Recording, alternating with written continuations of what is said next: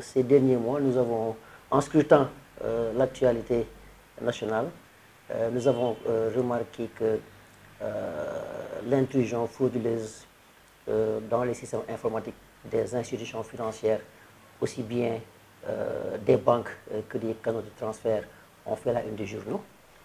Et cela est dû au fait qu'en ce moment, avec la prolifération des outils de commission de cybercrime, et je l'ai dit tout le temps, tout ce dont que le criminel a besoin, c'est juste d'un ordinateur, d'une connaissance en informatique, et aussi d'Internet, et aussi du temps pour faire ses recherches et commettre ses crimes.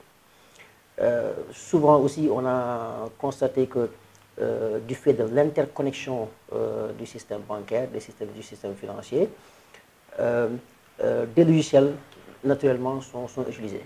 Et comme l'individu, l'être humain n'est pas parfait, donc inéluctablement, ces logiciels peuvent comporter des vulnérabilités qui peuvent être exploitées par les cybercriminels.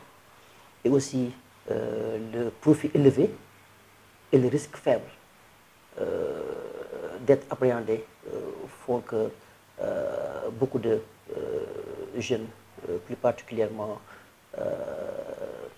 les cybercriminels, s'adonnent à ce type d'activité. Aussi, nous avons remarqué aussi qu'avec les milliers, des milliards d'emails qui sont envoyés tous les jours à travers Internet, un grand pourcentage de ces emails constituent des mails d'arnaque, des mails qui peuvent provenir soit d'institutions ou de personnes que l'entreprise, les emplois de l'entreprise ou les personnes lambda peuvent considérer comme étant des emails légitimes, alors que les emails ont été envoyés pour les amener à cliquer sur des liens. Et une fois que ces liens sont cliqués, cela peut permettre aux cybercriminels de récupérer le mot de passe ou le compte utilisateur. Que les cybercriminels travaillent en association, en groupe, ce qu'on appelle la cybercontrebande. Par exemple, dans le cadre du monde financier, vous avez des techniciens qui maîtrisent les logiciels utilisés par les banques, aussi bien les logiciels de transfert d'argent ou les logiciels de gestion de tout ce qui est infrastructure financière. Vous avez aussi d'autres personnes qui ont des informations concernant les processus qui sont utilisés au niveau des banques.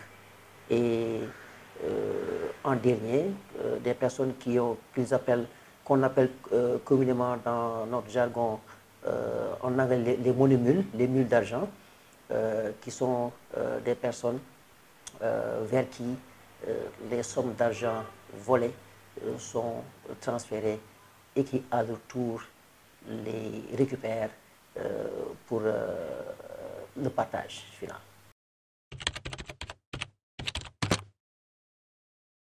Nous avons constaté aussi que ces 2 dernières années ont été très dures pour les institutions financières.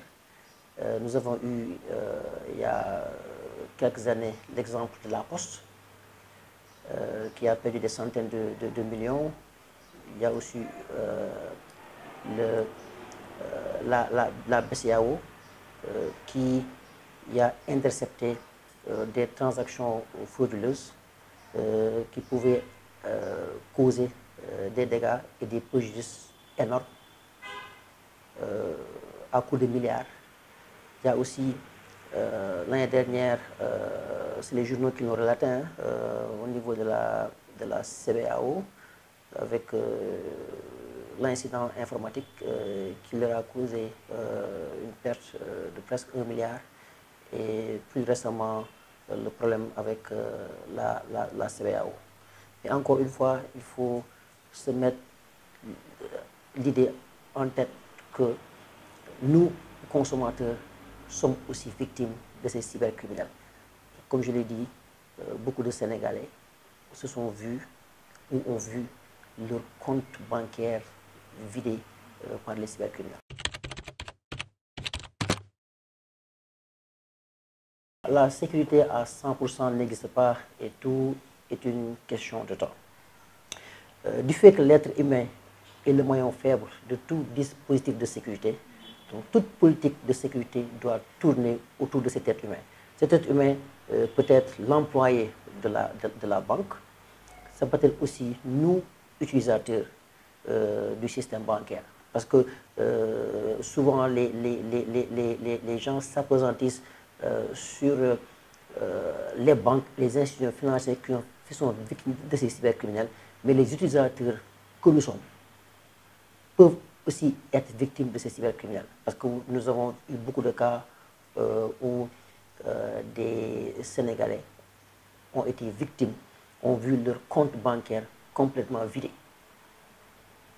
Donc, cela signifie que la cybercriminalité, en fait, ne fait pas de discrimination entre les institutions financières et les utilisateurs de ces institutions financières.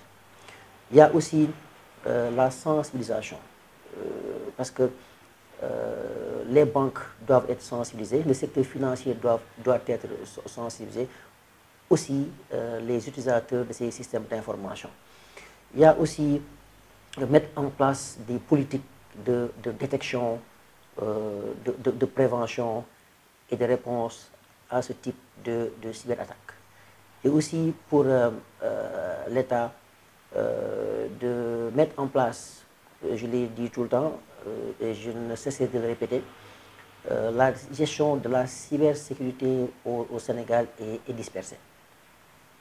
Dans la dispersion, c'est le criminel, en fait le cybercriminel qui trouve son compte. Raison pour laquelle il est important et urgent de fédérer toutes les ressources, toutes les activités, tous les moyens qui sont mis en place pour lutter contre la cybercriminalité.